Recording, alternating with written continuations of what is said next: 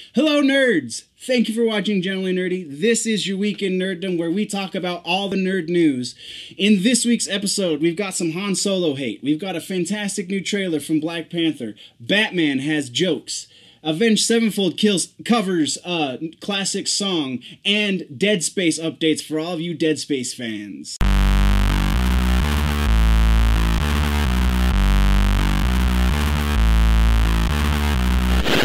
Generally Nerdy.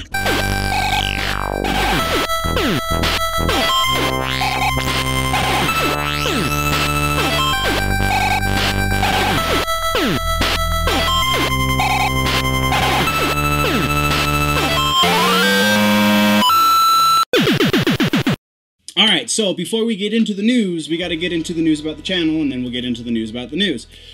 News about the channel. So, the Adventures in Photography series is underway. There's 2 videos up so far. If you have not yet seen them, I will put links to them in the description and figure out how to put cards in here as well. Aside from that, I do have some updates on the format for the Adventures in Photography series. Now, as it stands right now, it's just me learning photography, me learning tricks on how to do certain things. That being said, I feel like there's a way to get you guys to interact with that series a little bit more. So when I go out to do a shoot for the Adventures in Photography series, I'm going to start asking you guys, I'll tell you what the plan is for the shoot, and then I'm going to ask you guys for suggestions. What kind of shot would you like me to try and get? Because I can push myself. I think it's a lot more fun if I have other people pushing me as well. So definitely going to start doing that. I'll let you guys know where I'm going, what I'm shooting, and what my goals are. And then you guys can add some goals for me as well. I can only take so many. So, I mean, I'm going to start off taking everything that comes through unless I get a bunch, which, as it stands right now, I don't think that's going to happen, but it could. So once it gets rolling and we start getting a lot more interaction, then I'll start to put a cap on it. But as it stands right now, I'm just going to take whatever comes my way. So definitely check out those Adventures in Photography episodes. I do have, I think, 2 more episodes to post before we can start with this new format, but they're going to be some interesting stuff. I start to break down my gear. I think actually the next one I actually go to shoot will be a gear breakdown so that you guys know what I'm working with. Anyway, that's the news about the channel. So let's bust into movie news.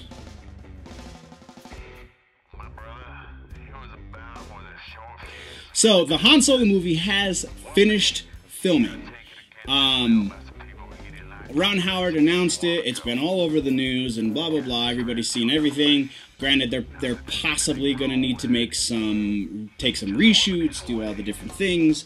However, they also have announced the name of the movie. Now, we all knew this was coming. We all knew that they were going to have to name the damn movie, and we knew it was going to be something, a Star Wars story.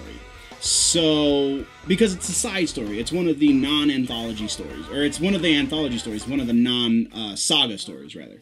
So, non-saga story, they announced the name, and it's Solo, a Star Wars story. And the internet exploded. All of the fanboys just went, nah, that's crap. That's crap. Why would you call it that?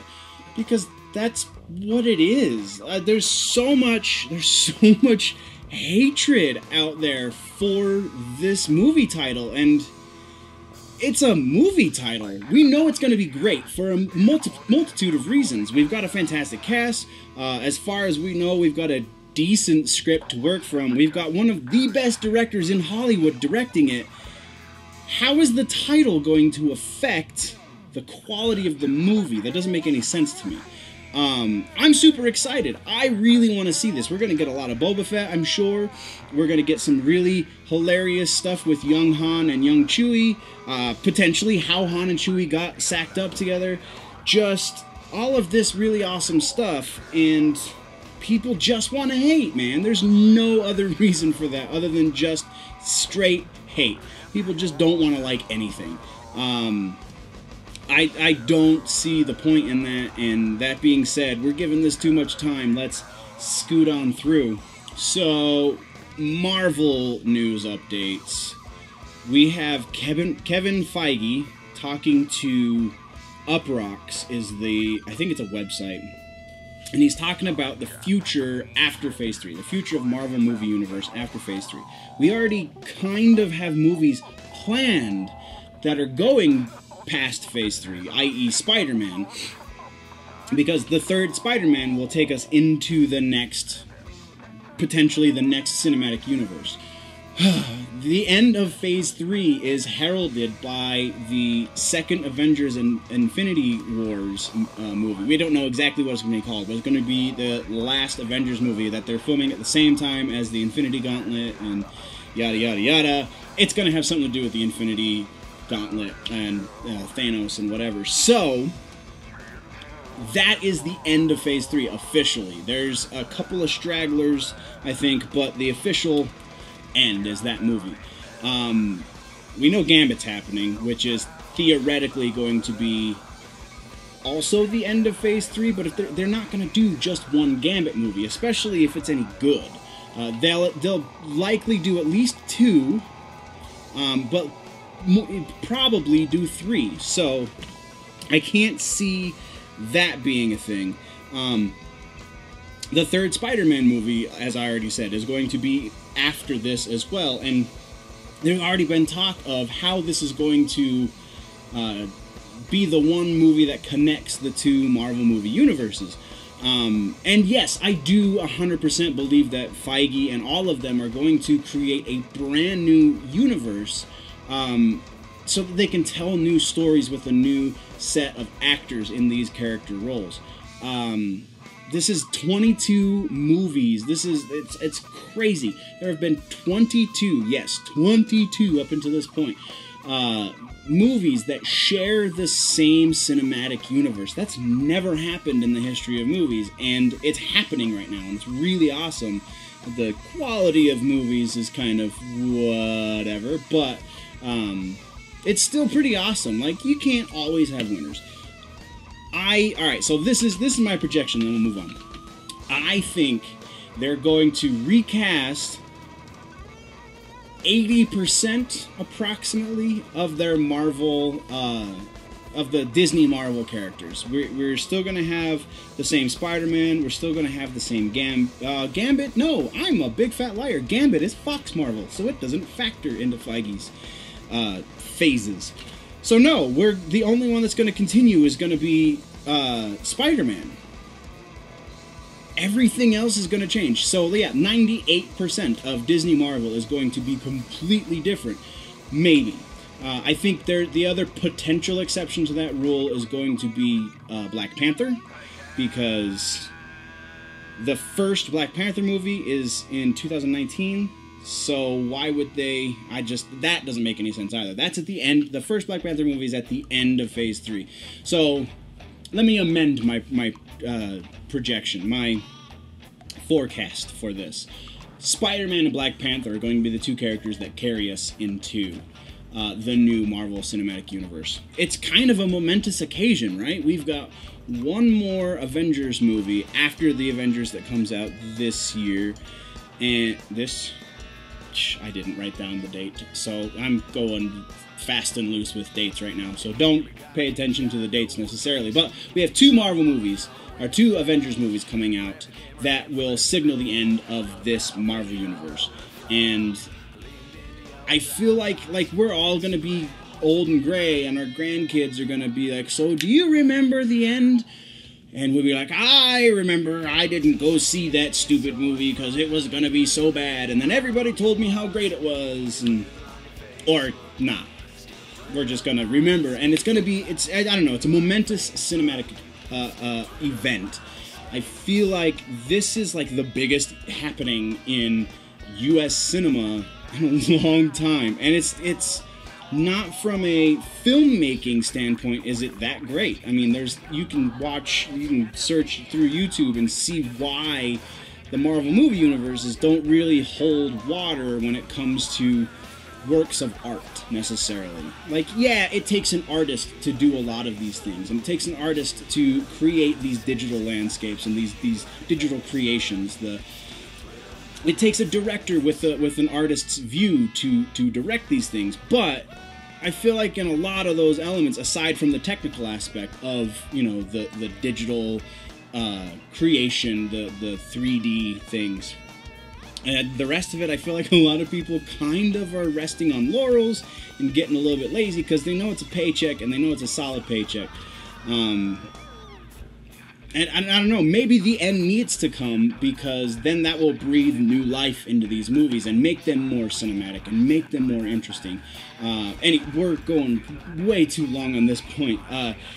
Just a momentous occasion, and I feel like it needs to be discussed in the larger conversation of our nerd entertainment. But next point we're covering is going to be Black Panther trailer. Oh my lord, I saw the Black Panther trailer. I haven't seen anybody's reaction videos to it, so this is my Black Panther reaction video. I'm not going to go through and watch it again and like superimpose it into the screen. That's silly. I was super... So when they announced this 2 years ago, year and a half ago, I believe, maybe it was a little over a year ago. Anyway, when they announced this originally, I was super stoked, and then I saw the Civil War movie, the Captain America Civil War movie, where we were introduced to Black Panther, and that got me that much more stoked, because he's like freaking Batman, only he's from a different country, and his suit is cooler. Like, how can that not be awesome? But then, you know, we get all the rumors, we get all the little things, and now we have a trailer to stoke that fire even more. So, let me say this about the Black Panther trailer. One, I feel like the action elements of this trailer, or of this movie, rather, the action elements of this movie are going to be phenomenal. The technical elements of this movie are going to be mediocre. The thing that is going to make or break this movie is the acting.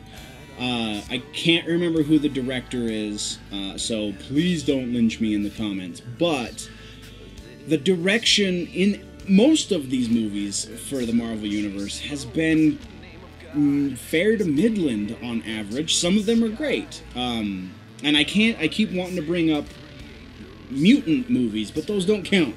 So these Marvel movies, the Captain America movies, the second and third specifically, so Winter Soldier and Civil War, were fantastically directed, were well acted. So, like, there are exceptions and whatnot, but those three movies, I feel like, are the exception when it comes to direction. The rest of them, the only good parts are the writing, because the humor is fantastic.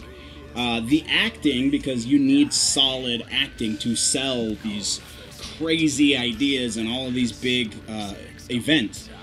So those two things have been primarily what have sold this, and it's become almost like television in a way, because it's less about who's directing and more about who's writing and who's acting even. So, I don't know. I feel like this movie is going to be great. I just don't know if the direction is going to be great, if that makes any sense. But yeah, so from there we move into Thor. Ragnarok has opened, at least to reviewers, people who are professional reviewers, not me. And so far people are loving it, reviewers-wise, but I feel like that's more to do with, and even all of the comments, if you read the reviews so far, they're all talking about how the sense of humor is great in this movie, and it's refreshing a stagnant franchise, an otherwise muddled franchise. That being said, I still feel like we're losing. I mean, we're losing credibility in the filmmaking world. There's not a lot of, I don't know, there's not a lot of fantastic, like, there's a lot of really good movies. There's a lot of enjoyable, entertaining nerd movies as in this kick of comic book movies. There's a lot of entertaining ones. They're strictly popcorn. There's no substance to them.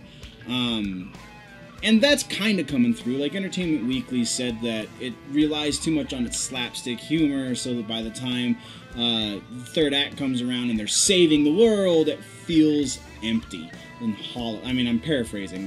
I think their quote is directly, it doesn't feel completely earned, is the way they put it. That's a hollow feeling, right? It's something that you don't feel satisfied with at the end of the movie. So I guess we'll see when it comes out. Next we have Dark Phoenix, and the actress who plays Storm in the new Mutant movies. So this is Fox Marvel, not Disney Marvel, because we have to make those distinctions because they can't play nice.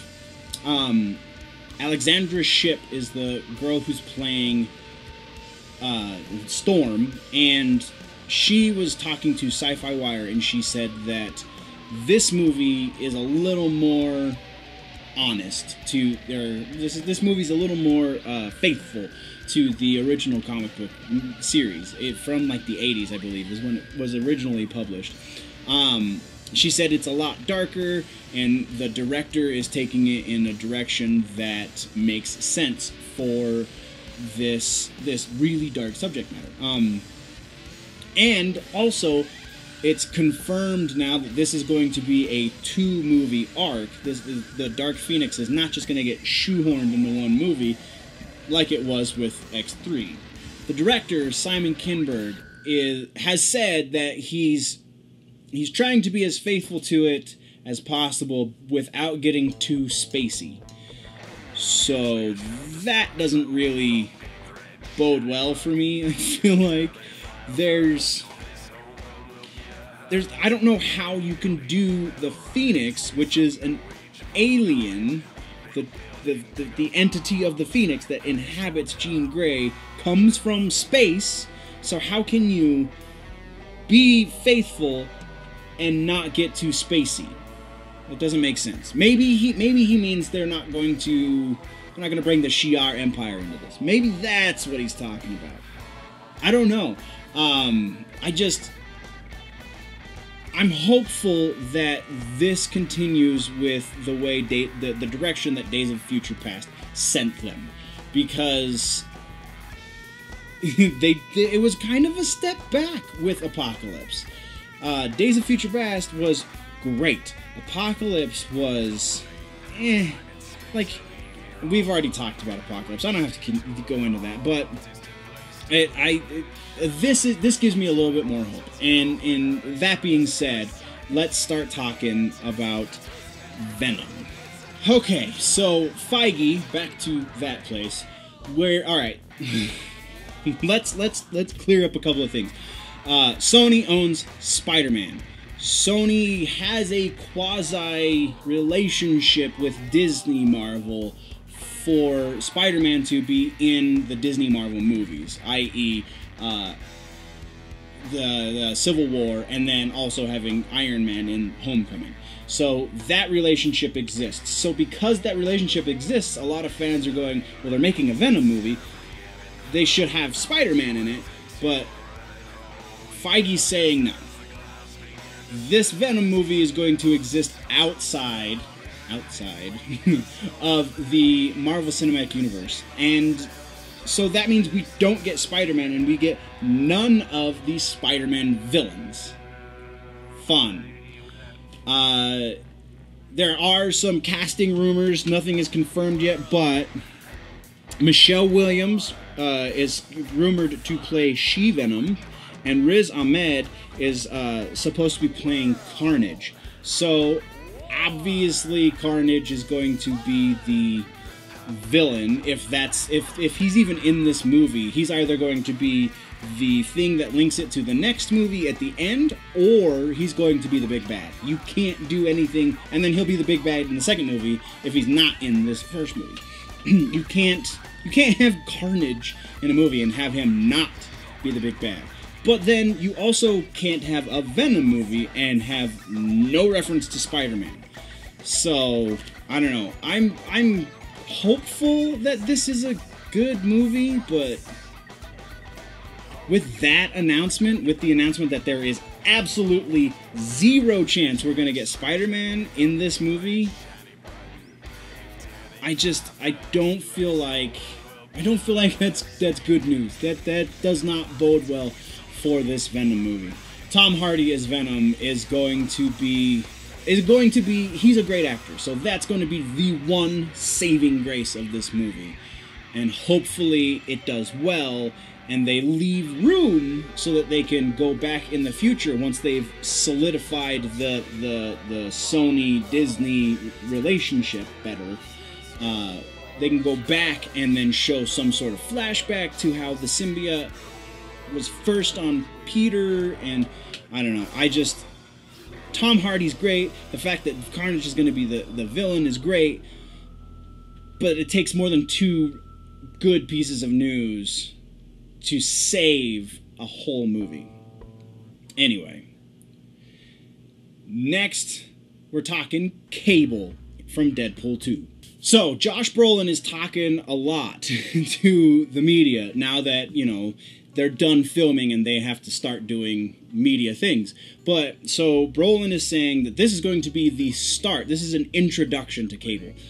So, I don't know exactly what that means, but I'm feeling like we don't get an introduction to Cable until the second act of Deadpool 2. The first act is going to be, meanwhile, back at Deadpool, all the stuff that links the two movies together, and then Act 2 is where we get to meet Josh Brolin, and all that is going to be our conflict, our primary conflict. I feel like we're going to get a 4-act movie out of this.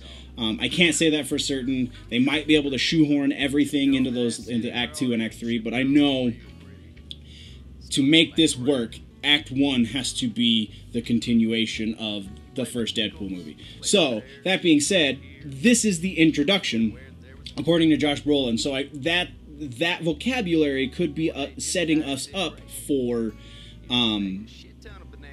not a whole lot of Cable in this movie. Even though he also said that he got his ass beat. He feels like he got hit by a truck or something. I don't remember the quote, but in filming this. So he's done a lot of action for this movie, but I still feel like that vocabulary of this is just an introduction, and we're moving into 4 movies that have Cable. So he's kind of gearing us up for maybe he's not going to be featured in this movie so heavily as we're expecting. And then that is going to go into X-Force, and then we'll get a lot of Cable. So who knows? I feel like we should temper our expectations for the role of Cable in this new Deadpool movie. And then, that being said, that is it for movies this week. Next, we will be moving into video games.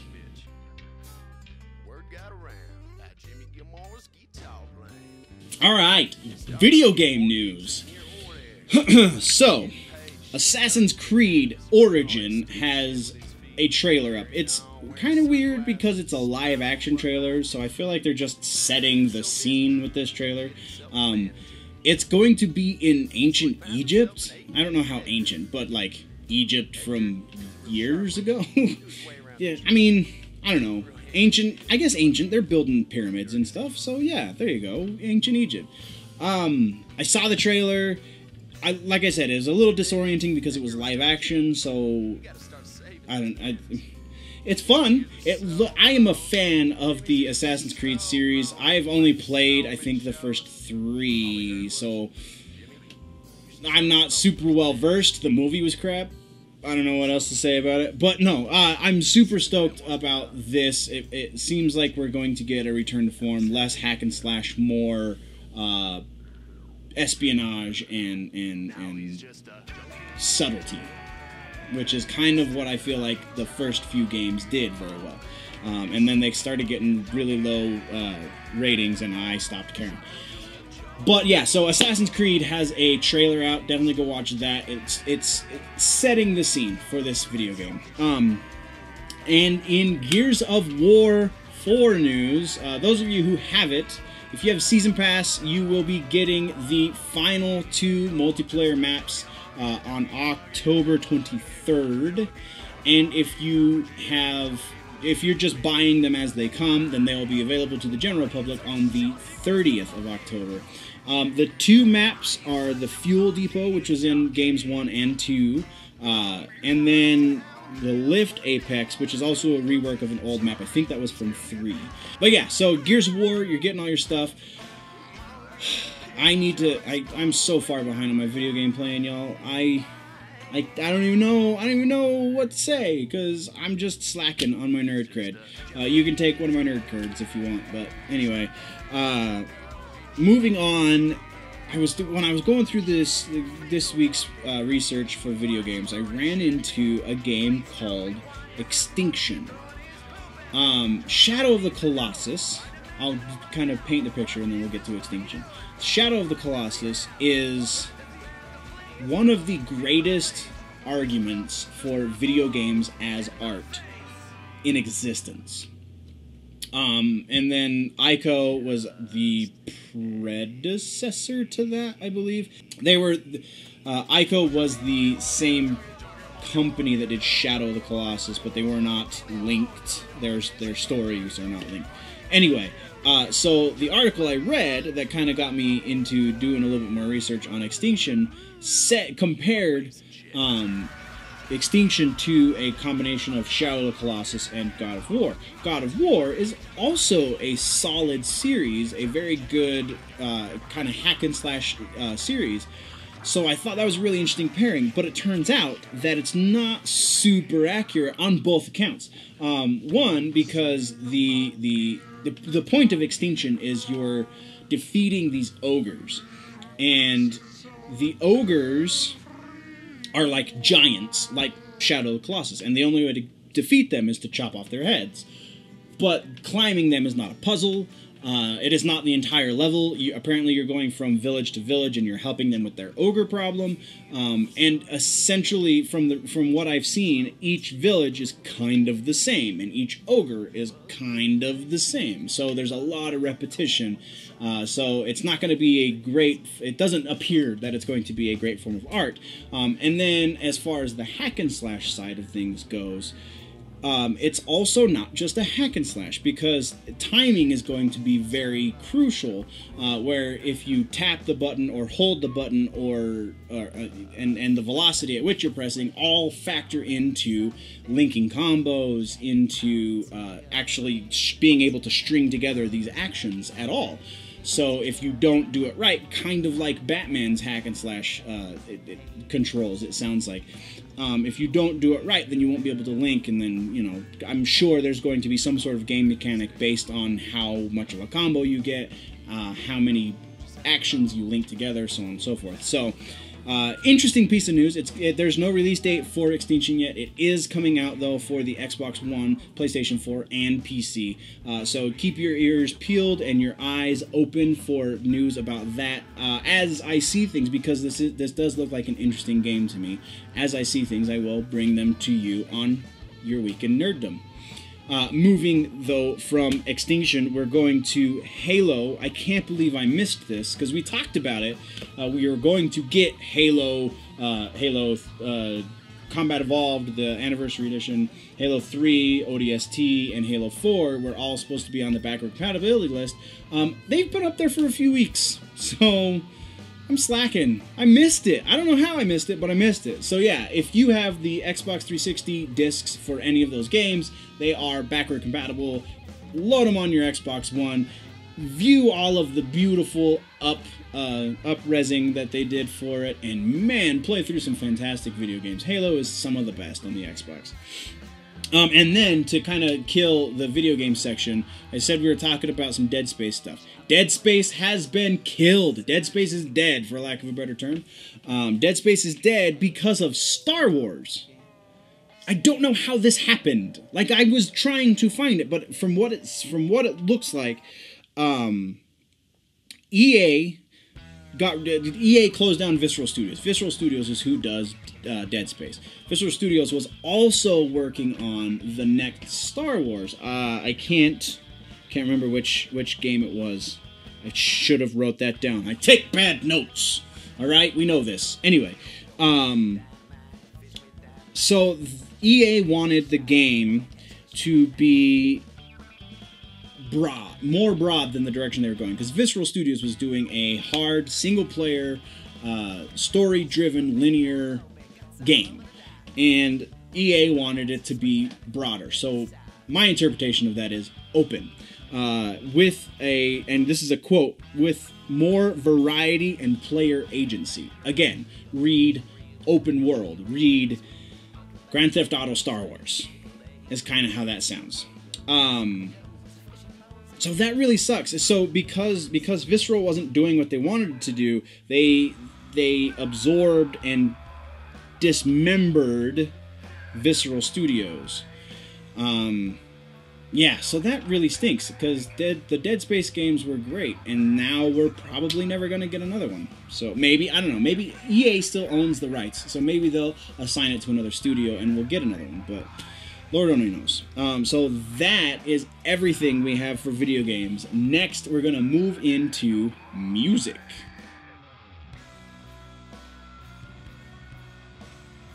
So apparently there's a pattern with my music coverage. We only have 2 articles this time. One of them is a cool one and one of them is a critical one. So, again, patterns. The cool one, Mike Patton, aka the man of a million freaking scary-ass voices. So, the reason I say that, Mike Patton did the voices for the vampires in I Am Legend with Will Smith, with no processing. He can make all of those noises just from his throat. So yeah, Mike Patton's a scary dude when it comes to voices. He's also the lead singer for Faith No More and a couple other bands, Tomahawk and whatnot. Anyway, Mike Patton did the score for 1922, which is a Netflix movie that is an adaptation of a Stephen King novel. I have yet to watch the movie, but anything that Mike Patton puts his hands on, I'm really interested to listen to. So, watch that and enjoy the audio work of Mike Patton. And then, alright, so the critical bit is Avenged Sevenfold. Now, Avenged Sevenfold did a cover of Pink Floyd, Wish You Were Here. Okay. Covers. Covers are good. I love covers if they're done well, or if they're done in such a way that they're almost unrecognizable. Like, I feel like the artistry of emulating a band sound, of emulating an existing band's sound, and then putting your own kind of flavor on it is amazing. And then the other side of that is the covers that are just almost unrecognizable. That takes a different kind of artistry that is also as amazing. So like there's a band called Betraying the Martyr. They did a cover of Let It Go from Frozen, and the only thing that goes, oh, this is the song from Frozen, is they have the chorus, which is very reminiscent. The vocal is basically the only thing that is like, oh yeah, that's the song, but only in the chorus, because it's so gruff and growly and heavy in the verse, which is impressive. Or you've got, take that same song, Let It Go, you've got the Leo, I can't pronounce his name, he's super Swedish, but he does crazy metal covers on YouTube, and that's like the only thing he does is crazy metal covers. And then he does like acoustic covers of metal songs. And anyway, Leo, covers by Leo, Frog Leap Studios I think is the name of his channel. Go check it out if you haven't. This dude deserves all of your watches and downloads and views and whatever. Leo's fantastic, but he also does a metal cover of Let It Go, and it's a faithful style. So those are the two kind of extremes, right? Those are the things that, those are the kinds of covers that I give the most respect to. This kind of plays this middle ground between the two of them in such a way that it's just bad. It's like, and my girlfriend was sitting here listening to it with me. They sound more like Guns N' Roses doing this cover than they do Pink Floyd. So it's just,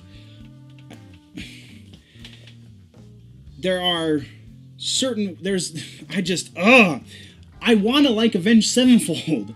I do like Avenged Sevenfold up until City of Evil. Their first two records, Sounding the Seventh Trumpet and Waking the Fallen, are amazing. City of Evil is okay. It's good. I'll give it a good. But everything they've done since City of Evil is just easily digestible, safe radio metal. They're like a more successful Five Finger Death Punch. It tries to be both. It tries to be a faithful cover where they're hitting all of the notes, right? They're doing all of the sounds, they're emulating this, except for when they're not. And at those points, it's almost trying to be this thing where it's just so happens to be, you know, it's their own thing, their own take on that music. So it's in this weird middle ground that apparently is where songs go to die. I don't know, just the guitar work on this, you're trying to be faithful, then be faithful, because that's some brilliant guitar work. You don't need all these extra little licks, and you don't need all these extra fills. Stick to the notes. You are still owning it by limiting yourself to playing the notes that are there. Or get rid of all of that and do it just in your style. Because then you're owning it too. Then you're showing that you can take that original piece and make it something else entirely. But there's no heart to this song. You lose that heart when they go off on these different tangents of, oh, I'm gonna get up, I'm gonna whack right now, I'm gonna wank. This is the term, I suppose. Wanking on stage, masturbating on your guitar, effectively, where you're just up there, look at how many licks I can do, and there's no reason for it. You're not telling a better story.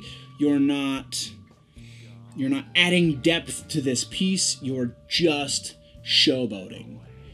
And yeah, they're talented musicians. I'll give them that.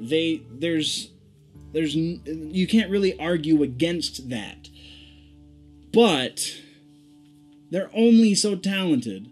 They're not more talented than some of the guys that I've played with personally, and I've never played with world-famous musicians. I've played with well-rounded musicians, really good musicians, fantastic musicians who should be world-famous, but who have not yet reached that level of stardom. And these guys have reached that level of stardom, and they're not that good. Anyway, if you are only a passive fan of Avenged Sevenfold, like myself, then definitely pass on this cover.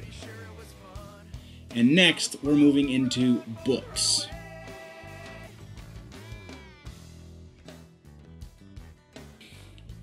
Book news. We haven't done this for a while. The last time we talked about books was Rothfuss at Salt Lake Comic-Con, and again, Pat, if there's anything that your fans can do for you, you know all you have to do is ask and it's done. Our hearts go out with you. It's more than just words. It is good intentions, and it is good vibes if you are the type to believe in such things. But anyway, book news hasn't been something that we've talked a lot about. I did finish the first books, the first book of The Song of Ice and Fire, the Game of Thrones, and it was great. It was very interesting, juxtaposing the two, the show versus the book, and I'm sure I've heard that they kind of separate real far, and then they come back together and separate throughout the series. So I'm looking forward to book 2, but that's not what we're talking about. What we're talking about is Star Wars book. There is a new Star Wars book. It is an anthology book called The Legends of Luke Skywalker, and it's told from the points of view, it's 6 stories told from the points of view of some crewmates of Luke's at the Battle of Jakku. Yeah, the Battle of Jakku. One more time. The Battle of Jakku. So, Luke was at the Battle of Jakku. Rey is from Jakku. The movie's not out yet, but I'm gonna go out on a limb and say that Lucasfilms is giving us Luke is Rey's father. I kind of believed that all along. I, at first, was like, no, they're just trying, it's a red herring, they're trying to make us think that, but that's one hell of a red herring at this point. So, yeah, Luke is Rey's father. It's almost confirmed in this book. Read the book. It's a short one. It's 6 short stories. It's an anthology, and it's all about Luke being at the Battle of Jakku. I really feel like when the movie comes out, if they say that Luke is not Rey's father, then that's going to be more surprising than when they say, oh yeah, by the way, Luke is Rey's father. So that is it for books. Next, we're moving into comics.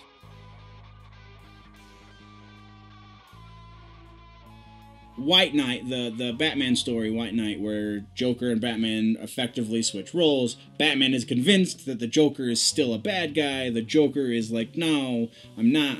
I want to be a good guy. But Batman's saying, no, he's playing the long game, and blah, blah, blah. But we also get so that's like the premise, right? That's where we exist.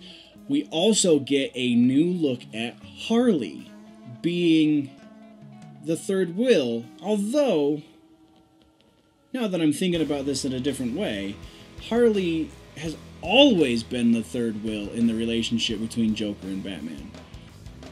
This is a more put-together version of Harley that we're going to get, I'm sure.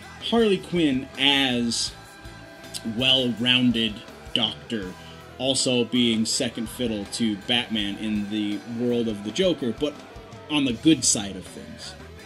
I don't know, it's just a very interesting, I feel like this is one of those things that, like, the social justice types really are going to have a heyday with, but it'll be such an interesting story to be told. I really hope it doesn't get ruined. Anyway, so that's only kind of news. We already know the story and the premise and the things. This was a new kind of thought on how are they going to do Harley Quinn for this. So, the other bit of Batman news that we've got is the War of Riddles. This is continuing. So Batman proposed to Catwoman. And they did it in costume, so you can say it that way. Batman proposed to Catwoman. And this mini-series, this little story arc called The War of Jokes and Riddles, is going to be, like, he's explaining his history to Selina before she gives him an answer. So we don't even know if they're going to get married yet, but that would be really interesting. And then we'll get, you know, the kids, and then that will become a whole new group of superheroes. Anyway, The War of Jokes and Riddles is early Batman, young Batman, fighting Joker and the Riddler, and Joker and the Riddler fighting each other over who gets to kill Batman, and then each of them recruiting other Batman villains into this rogues gallery, and then they fight each other, and it's this whole thing, and I believe they said it was going to be an 11-series story arc that starts, I didn't write down the date. Nope, I didn't write down the date. But if you want to see Bruce Wayne, not Batman, Bruce Wayne, have dinner with the Joker and the Riddler and try to help them work out their differences, yeah, that's a sentence I just said, then The War of Jokes and Riddles is the thing to read, man. I'm super interested. It's another kind of reconfiguring of the history of Batman, so it'll kind of coincide better with this rebirth stuff that's going on. But it's an interesting way to do it, and I don't know. I kind of hope she says yes. I'm not gonna lie. That being said, we've got the Doomsday Clock. Now, Doomsday Clock issue number 1 is November 22nd.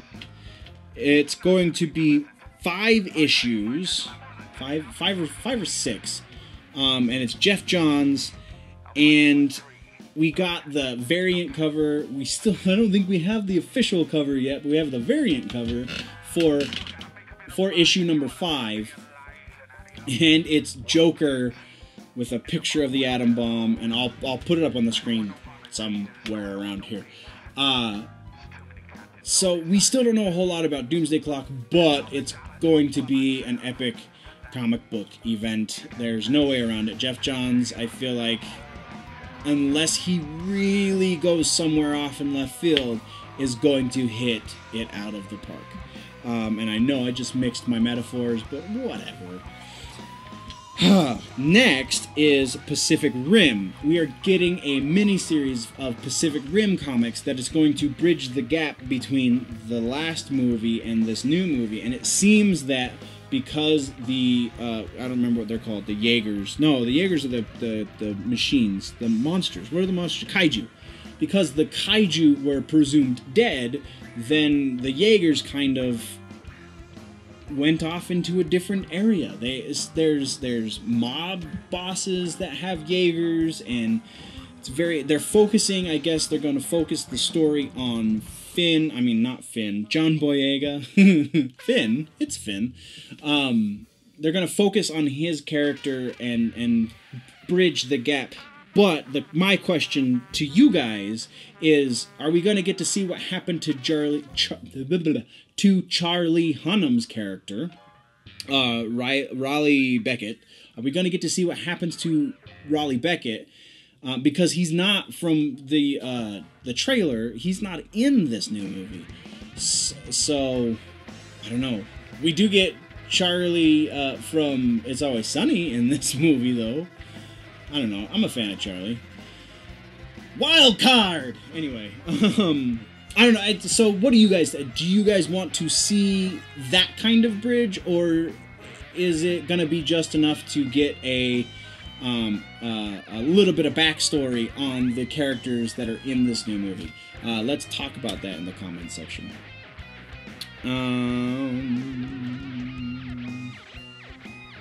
That's it for comic books. Oh shit, next we're on the TV. Alright, and that kills us on comic books. So, next up, we've got television news.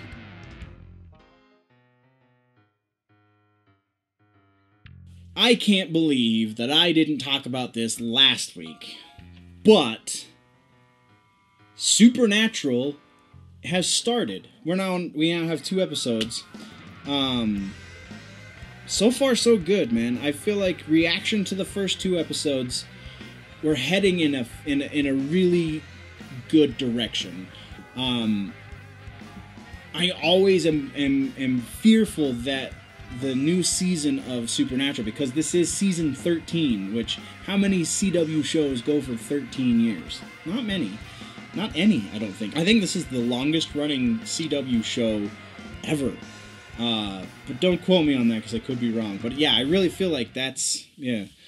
So, season 13, we've got the Nephilim, whose name is Jack, Lucifer, and the Mary, the Winchester boys' mom, Mary, those 2 are together in an alternate dimension where Bobby Singer's still alive, and I'm still chomping at the bit to get it the next episode. So they're doing something right. The story is very compelling in this show. I mean, as compelling as a show that's directed at young girls, technically. I know. But yeah, I'm literally anxious for the next episode every week. So they're doing something right over there on CW with Supernatural. And then, other new show news, Walking Dead premieres tonight. It's probably on right now as I'm filming, and I'm missing it so I can talk with you wonderful nerdy types. So we are going to talk about that next week on your Week in Nerddom. and just kind of general reactions and what's going on. So, other TV news, Titans has what I'm guessing is going to be the final casting update. Beast Boy has been cast. Ryan Potter. Oh wait, yeah. Ryan Potter is going to be Beast Boy. Potter is the voice of Hiro Hamada in Big Hero 6. He also, I think that's it. He's going to be the voice of Hiro in the TV show, and okay, live action Nickelodeon. He was Super Ninjas on Nickelodeon. Yeah, so probably nobody watching this has heard of this kid before, because I definitely hadn't. But yeah, so we have a Beast Boy, and I feel like unless they're going Blue Beetle, that's everyone, or Robin, because we don't have a Robin. We have a Nightwing, we don't have a Robin, though. So, Brenton Thwaites as Dick Grayson, so Nightwing, Anna Diop as Starfire, Tegan Croft as Raven, Alan Richson as Huck, Minka Kelly as Dove, Lindsay Gort as Amy, and then this kid, Ryan Potter, as Garfield Logan, aka Beast Boy. So that's where we're sitting. I feel like that's a full cast. Now let's get some production stills of them on set and things so that we can get closer to watching the show. And then the last bit of news for this week's Week in Nerddom has to do with the Lock and Key show. We have another final casting announcement for Lock and Key, and that's Owen Teague.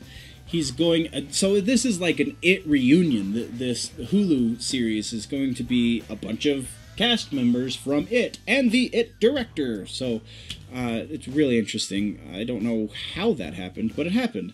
So yeah, so Owen Teague, I feel like that is also the final casting announcement for Lock and Key, so we can get to production with that show as well, and we can get that much closer to seeing all of this wonderful television that should be coming our direction.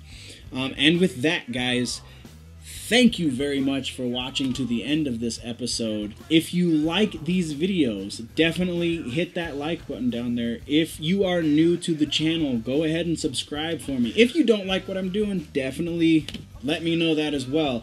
I'm just trying to create a conversation here with these Weekend Nerddoms. Keep everybody up to date so we know what the conversation is. And that being said, always remember that if it's generally nerdy, it's probably here.